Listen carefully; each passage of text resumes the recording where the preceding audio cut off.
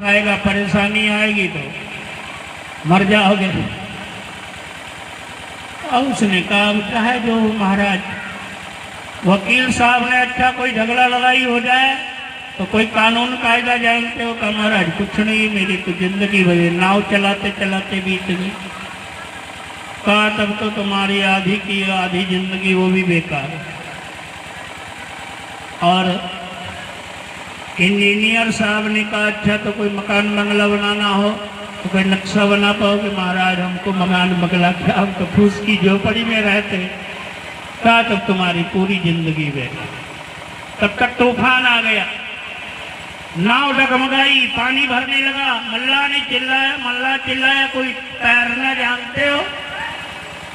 तो तीनों लोगों ने कहा तैरना तो बिल्कुल नहीं जानता हूं। तो कहा तब तो अब तुम गए काम से। मित्रों क्या है, इस संसार रूपी सागर में तैर करके पार जाने की आदत बन जाए तो चाहे वकील बनो चाहे न बनो, चाहे डॉक्टर इंजीनियर बनो चाहे न बनो, चाहे प्रोफेसर बनो या न बनो, लेकिन ये संसार सागर से पार जाने की आदत बन जाए। शेष महेश गणेश दिनेश सुरेश हूँ जाए निरंतर गावे, ताई अहीर की छो हरिया छछिया पर छाछ के नाच नचावे।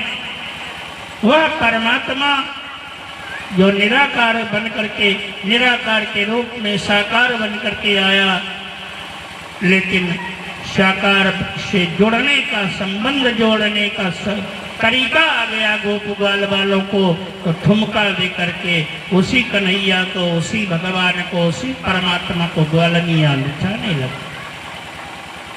तो क्या मतलब, जीवन का आनंद मनुष्य के जीवन में आना चाहिए। और इस प्रकार हमारे सूत जी महाराज सौनक जी से कहते हैं कि देखो सारे भवबंधनों को तोड़ने का तरीका, खोलने का तरीका केवल एक चाबी है और एक ताला है। जो ताला खुल जाए तो सब कुछ प्राप्त हो जाए। कहा महाराज कौन सा ताला, कौन सी चाबी? कहा मनुष्य के शरीर रूपी ताले में विधिवत चाबी लग जाए तो तब ये जीवन का उद्धार हो सकता है। क्योंकि जितनी और योनियां हैं वो सब सारी की सारी योनियां भोग योनियां हैं। केवल मनुष्य योनि कर्म योनि है। मनुष्य के शरीर की प्राप्ति के बाद आदमी का कर्म करने की आदत आती है।